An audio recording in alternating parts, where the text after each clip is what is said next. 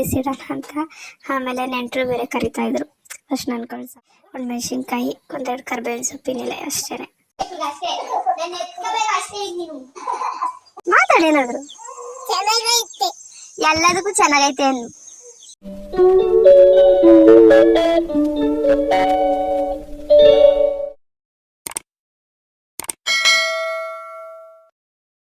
ನಮಸ್ತೆ, welcome back to my YouTube channel. I hope ಎಲ್ಲರೂ ಚೆನ್ನಾಗಿದ್ದೀರಾ ಅಂತ ಅಂದ್ಕೊಂಡಿದ್ದೀನಿ. ನಾನು ಕೂಡ ತುಂಬ ಚೆನ್ನಾಗಿದ್ದೀನಿ. ಇವತ್ತು ಬೆಳಗ್ಗೆ 7 ಗಂಟೆಯಿಂದ ವಿಡಿಯೋ ಸ್ಟಾರ್ಟ್ ಮಾಡ್ತಾ ಇದ್ದೀನಿ.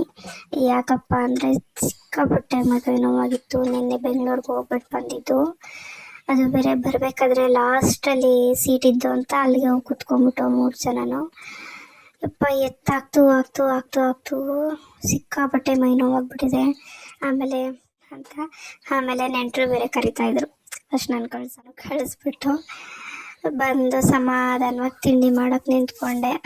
ಟೈಮ್ ಬೇರೆ ಆಗೋಗಿತ್ತು ಅಂತ ಅಂದ್ಬಿಟ್ಟು ಬೇಗ ರೈಸ್ಗೆ ಇಟ್ಬಿಟ್ಟು ಜಲ್ದಿ ಆಗೋದೆ ಪುಳಿಯೋಗರೆ ಗೊಜ್ಜು. ಸೊ ಅದನ್ನು ಮುಗಿಸ್ಬಿಡೋಣ ಅಂತ ಪುಳಿಯೋಗರೆ ಗೊಜ್ಜಿಗೆಲ್ಲ ರೆಡಿ ಮಾಡ್ಕೊತಾ ಇದ್ದೀನಿ. ಅದಕ್ಕೆ ಈಸಿ ರೆಡಿ ಮಾಡ್ಕೋಬೇಕಾಗಿರೋದು ಬೆಳ್ಳುಳ್ಳಿ, ಒಂದು ಮೆಣಸಿನ್ಕಾಯಿ, ಒಂದೆರಡು ಕರ್ಬೇವಿನ ಸೊಪ್ಪಿನ ಎಲೆ ಅಷ್ಟೇ. ಒಂಚೂರು ಹುಣಸೆಹಣ್ಣು ಬೇಗನೆಲ್ಲ ಇಟ್ಕೊಂಡಿರ್ಬೇಕಷ್ಟೇ. ಕರ್ಬೇವಿನ ಸೊಪ್ಪನ್ನ ಹಂಗೆ ಹಾಕಿದ್ರೆ ತಿನ್ನೋದೇ ಇಲ್ಲ, ಎಲ್ಲ ಎಸ್ಬಿಡ್ತಾರೆ. ಅದಕ್ಕೆ ಸಣ್ಣ ಸಣ್ಣದಾಗಿ ಹೆಚ್ಚಾಕ್ತಾರೆ ಸುಮ್ಮನೆ ತಿಂತಾರೆ. ಎಲ್ಲ ರೆಡಿ ಆಗುತ್ತೆ. ಗೊಜ್ಜು ಮಾಡ್ಕೊಂತೀನಿ. ಈ ಗೊಜ್ಜು ಏನು ಮಾಡೋದು ಅಂತ ನನ್ನ ಯೂಟ್ಯೂಬ್ ಚಾನಲ್ ಆಲ್ರೆಡಿ ಅಪ್ಲೋಡ್ ಮಾಡಿದ್ದೀನಿ. ಸೊ ನೋಡಿ ಆ ಥರ ಬೇಕು ಅಂತ. ಇವತ್ತೇನು ಚಿರುಗೆ ಸ್ಕೂಲ್ ಇರಲಿಲ್ಲ, ಯಾಕಂದರೆ ನಾಳೆ ಊರಲ್ಲಿತ್ತು. ಅದಕ್ಕೋಸ್ಕರ ಇವತ್ತು ರಜೆ ಕೊಟ್ಟಿದ್ರು. ಅವ್ರಿಗೆ ಒಂದು ಎಕ್ಸಾಮ್ಗೆ ಒಂದಿನ ಮಧ್ಯ ರಜೆ ಇರುತ್ತೆ. ಸೊ ಹಾಗಾಗಿ ನಿನ್ನೆ ಇಂಗ್ಲೀಷ್ ಆಗಿತ್ತು, ಇವತ್ತು ರಜೆ ಕೊಟ್ಟಿದ್ರು. ಅದಕ್ಕೋಸ್ಕರ ವಿಡಿಯೋ ಮಾಡಿದೆ. ಸ್ಟಾಪ್ ಆಗುತ್ತೆ. ನೀನು ಅವನ್ನೇ ತೋರಿಸ್ಬಿಡ, ಹೋಗು ನಿಮ್ಮ ಮಗನ ತೋರಿಸ್ಬಿಡ. ತಿಂಡಿ ಏನು ಜಾಸ್ತಿ ಮಾಡಿರಲಿಲ್ಲ, ಮೀಡಿಯಮ್ ಆಗಿ ಮಾಡಿದ್ದೆ. ಅವ್ರ ಬಾಕ್ಸಿಗೆ ಮತ್ತು ಸದ್ಯಕ್ಕೆ ತಿನ್ನೋದಕ್ಕಷ್ಟೇ.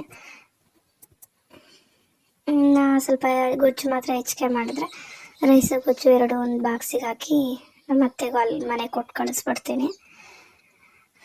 ಮತ್ತೆ ಮಧ್ಯಾಹ್ನಕ್ಕೆ ತಿನ್ನೋಕ್ಕಾಗಲ್ವಲ್ಲ, ಅದಕ್ಕೆ. ಆಮೇಲೆ ಟೇಸ್ಟ್ ನೋಡಿಕೊಂಡು ತೆಗ್ದಿಟ್ಕೊತಾ ಇದ್ದೀನಿ. ಸ್ವಲ್ಪ ಮಾತ್ರ ತೆಗ್ದಿಟ್ಕೊತೀನಿ, ಮಿಕ್ಕಿದೆಲ್ಲ ಕಲಿಸ್ಬಿಡ್ತೀನಿ. ಮಧ್ಯಾಹ್ನಕ್ಕೆ ಅಲ್ಲಿ ನಮ್ಮೂರಲ್ಲಿ ಒಬ್ಬರ ಮನೇಲಿ ಮುನಿಯಪ್ಪನ ಮಾಡ್ತಾರೆ. ಸೊ ಅಲ್ಲಿಗೆ ಊಟಕ್ಕೆ ಕರೆದಿದ್ದಾರೆ. ಅಲ್ಲಿಗೆ ಹೋಗ್ಬೇಕಲ್ಲ, ಮತ್ತು ಇನ್ನೇನಕ್ಕೆ ಬಿಟ್ಟು ಜಾಸ್ತಿ ಮಾಡಿರಲಿಲ್ಲ. ಹಂಗಾದರೂ ಒಂದು ಸ್ವಲ್ಪನಾದರೂ ಮಿಕ್ಕಿರುತ್ತೆ, ಹೆಚ್ಚಾಗಿ ಆಗುತ್ತೆ. ನೆಕ್ಸ್ಟ್ ಡೇ ಒಂದು ಸ್ವಲ್ಪ ರೈಸ್ ಏನಾದರೂ ಮಾಡಿದ್ರೆ ಅದಕ್ಕೆ ಮಿಕ್ಸ್ ಮಾಡ್ಕೊಂಡು ತಿನ್ನೋದು. ನಾನು ಮಾತ್ರ ಯಾವುದನ್ನು ವೇಸ್ಟ್ ಮಾಡೋಕ್ಕೋಗಲ್ಲ. ಅಟ್ಲೀಸ್ಟ್ ಇವಾಗ ಏನಾದರೂ ಗೊಜ್ಜಿತ್ತು ಅಂದರೆ ನೆಕ್ಸ್ಟ್ ನಾಳೆ ತಿಂಡಿಗೆ ಸ್ವಲ್ಪ ಕಡಿಮೆ ಮಾಡ್ತೀನಿ. ಅವ್ರ ಬಾಕ್ಸ್ಗಳಿಗೆ ಹಾಕ್ಕೊಟ್ಟು ಕಳಿಸ್ಬಿಟ್ಟು ಮಿಕ್ಕಿದ್ದು ನಾನು ಈ ಥರ ಗೊಜ್ಜು ಏನಾದರೂ ಇದ್ದರೆ ಅದಕ್ಕೆ ರೈಸ್ ಮಾಡಿಕೊಂಡು ತಿಂಡಿ ತಿನ್ಕೊತೀನಿ. ನನಗೆ ಸ್ವಲ್ಪ ಈ ಬಾತ್ಗಳು ಅಂತ ಸ್ವಲ್ಪ ಇಷ್ಟ ಆಗಲ್ಲ, ಅದಕ್ಕೋಸ್ಕರ. ಆಮೇಲೆ ನಮ್ಮಮ್ಮ ಫೋನ್ ಮಾಡಿದರು ಪಾಪ ಹತ್ರ ಮಾತಾಡಬೇಕು ಅಂತ. ನಾನು ಒಂದೆರಡು ಮಾತಾಡ್ಬಿಟ್ಟು ಚಿರು ಕೈಲಿ ಕೊಟ್ಟೆ ತಗೊಳ್ಳೋ ಅಂತ ಮಾತಾಡ್ತಾಯಿದ್ರು. ಅಷ್ಟೊತ್ತಿಗೆ ಬೇಗ ಕಲಸಿ ಬಾಕ್ಸ್ಗೆ ಹಾಕಬೇಕು, ಟೈಮ್ ಆಯಿತು ಅಂತಿದ್ರು. ಅದೆಲ್ಲ ಬಾಕ್ಸ್ಗೆ ಹಾಕ್ತಿದ್ದೆ. ಅಷ್ಟು ನಾನು ಒಂಚೂರು ಟೇಸ್ಟ್ ನೋಡ್ಬಿಡ್ತೀನಿ. ಅಂದರೆ ಬೆಳಗ್ಗೆ ಎದ್ದಿದ ತಕ್ಷಣ ವಾಶ್ರೂಮ್ಗೆ ಹೋದಾಗ ಬಾಯಿ ತೊಳ್ಕೊಂಡಿರ್ತೀನಿ. ಅದಕ್ಕೋಸ್ಕರ ಟೇಸ್ಟ್ ನೋಡ್ತೀನಿ. ನೋಡಿ ಒಂಚೂರು ಉಪ್ಪೇನಾದರೂ ಹೆಚ್ಚು ಕಡಿಮೆ ಇದ್ದರೆ ಆವಾಗಲೇ ಸರಿ ಮಾಡಿಬಿಡ್ತೀನಿ. ಇಲ್ಲಾಂದರೆ ಅಲ್ಲೋಗಿ ತಿಂಡಿ ತಿಂದು ಟೇಸ್ಟ್ ಮಾಡಿದಾಗ ಬೈತಾರೆ.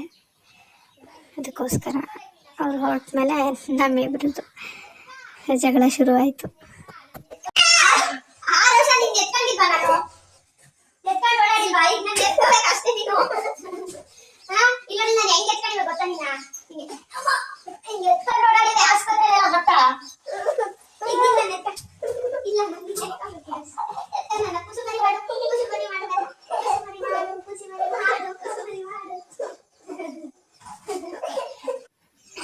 ಅವನ ಜೊತೆ ಸ್ವಲ್ಪ ಹೊತ್ತು ಆಟ ಆದಮೇಲೆ ಮನೆ ಪಕ್ಕದಲ್ಲಿ ಮೆಂತ್ಯ ಸೊಪ್ಪು ಹಾಕಿದ್ಮೇಲೆ ಅದು ಬಿಟ್ಟಿದ್ದಿದೆ, ಚಿಕ್ಕದಾಗಿ ಬಿಟ್ಟಿತ್ತು. ಆದರೆ ಎಲ್ಲ ಒಂಥರ ಬಲ್ತೋದಂಗೆ ಆಗ್ತಿತ್ತು. ಸೈಡಲ್ಲೆಲ್ಲ ಯೆಲ್ಲೋ ಕಲರ್ ಆಗ್ತಿತ್ತು ಎಲ್ಲ. ಅದಕ್ಕೆ ಯಾಕೋ ಬಲ್ತೋದಂಗೆ ಆಗ್ತಿದೆ ಅಂದ್ಬಿಟ್ಟು ಅದನ್ನೆಲ್ಲ ಕಿತ್ಕೊಂಡ್ವಿ. ಏನಾದರೂ ತಿಂಡಿ ಮಾಡೋಕ್ಕಾಗುತ್ತೆ ಅಂದ್ಬಿಟ್ಟು. ಹಂಗೆ ಬಿಟ್ಬಿಟ್ರೆ ಒಣಗೋಗ್ಬಿಡುತ್ತೆ, ಆಮೇಲೆ ಬಲ್ತೋಗುತ್ತೆ, ಹಾಕಿದ್ರು ಚೆನ್ನಾಗಿರಲ್ಲ ಅಂತ ಹೇಳ್ಬಿಟ್ಟು ಎಲ್ಲ ಕಿತ್ಕೊಂಡ್ವಿ, ನಾನು ಅವನು ಸೇರಿಕೊಂಡು.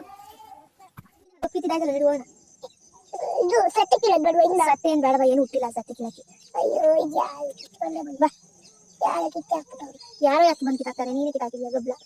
ನಂಗೆ ಇಷ್ಟ ಕೊಟ್ಟು ಸರಿ ಬಾಕ ಅಷ್ಟು ಕೊಡ್ತಾನೆ ನಡಿ. ಖುಷಿ ಆಯ್ತಾ? ಮಾತಾಡೇನಾದ್ರು. ಚೆನ್ನಾಗೈತೆ, ಎಲ್ಲದಕ್ಕೂ ಚೆನ್ನಾಗೈತೆ ಅನ್ನು. ಒಂದು ಅರ್ಧ ಕಿತ್ಕೊಂಬಂದು ಇಟ್ಟಿದ್ವಿ, ಅರ್ಧ ಕಿತ್ತಿರ್ಲಿಲ್ಲ, ಹಾಗೆ ಬಿಟ್ಟಿದ್ದೆ.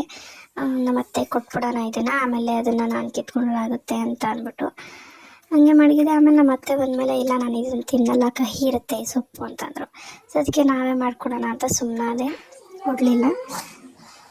ಆಮೇಲೆ ಅವರು ಹಾಲು ತಂದು ಕೊಟ್ಟಿದ್ರಲ್ಲ, ಅದೆಲ್ಲ ಬಿಸಿ ಮಾಡಿ ಮುಖ ತೊಳ್ಕೊಂಡು ತಿಂಡಿ ತಿನ್ಬಿಡೋಣ ಅಂತ ದೇವ್ರಿಗೆ ಕೈ ಮುಗ್ದು ತಿಳ್ಕೊಂಡು ರೆಡಿ ಆದೆ. ಫಸ್ಟು ತಿಂಡಿ ತಿಂದ್ಬಿಡ್ಬೇಕು. ಅವನಿಗೂ ತಿಂಡಿ ಕೊಟ್ಟು ನಾನು ತಿಂಡಿ ತಿಂದೆ, ಪುಳಿಯೋಗರೆ. ಇದು ನನ್ನ ರೆಗ್ಯುಲರ್ ಪ್ಲೇಸು, ತಿಂಡಿ ತಿನ್ನೋ ಪ್ಲೇಸು. ಅಲ್ಲಿ ಬಿಸಿಲು ಬೀಳ್ತಾ ಇರಬೇಕು, ಅಲ್ಲಿ ಕುತ್ಕೊಂಡು ಬಿಸಿ ಬಿಸಿ ಊಟ ತಿಂತಾ ಇರಬೇಕು. ಅವನಿಗೂ ತಿನ್ನಿಸಿ ಆದಮೇಲೆ ಒಂದು ಸ್ವಲ್ಪ ಹೊತ್ತು ABCD ಇಂಥವೇಳ ನೀನು.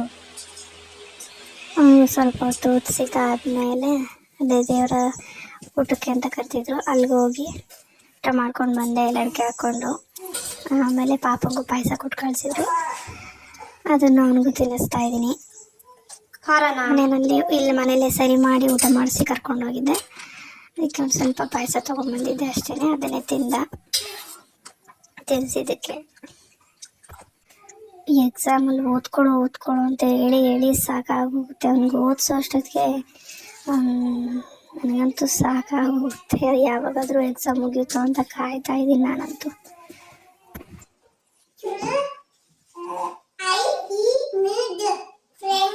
ನೆಕ್ಸ್ಟ್ ಏನೈತೆ ಹೇಳು.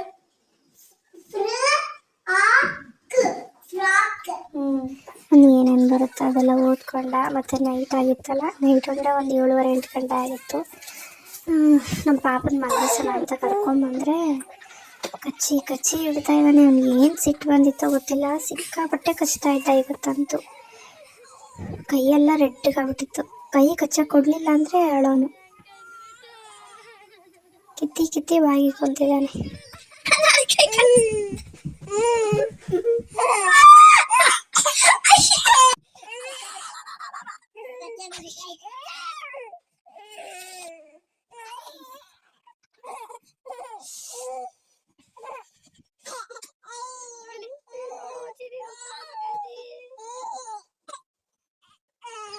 ಆಮೇಲೆ ಅವನ ಹತ್ರ ಕಚ್ಚಿಸ್ಕೊಂಡು ಸಾಕಾಗಿ ಮಲಗಿಸಿ ಒಂದು ಸ್ವಲ್ಪ ಹೊತ್ತು ಅಡುಗೆ ಎಲ್ಲ ಮಾಡಿಟ್ಟಿದ್ದೆ. ಅವ್ರು ಇನ್ನೂ ಬಂದಿರಲಿಲ್ಲ.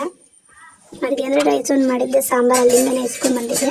ಯಾಕಂದರೆ ಕಿತ್ತಳಸಿಕಾಯಿ ಸಾಂಬಾರು ನನ್ನ ಫೇವ್ರೆಟ್ ಸಾಂಬಾರು. ಆಮೇಲೆ ಹಾಲಿಗೆಲ್ಲ ಹಾಕಿ ಮಾಡಕ್ಬಿಟ್ಟಿದ್ದೆ. ಅವ್ರು 9:30 ಆಯಿತು ಬರೋ ಅಷ್ಟೊತ್ತಿಗೆ. ಪಾಪುನು ಊಟ ಮಾಡಿಸಿ ಮಲಗಿಸಿದ್ದೆ.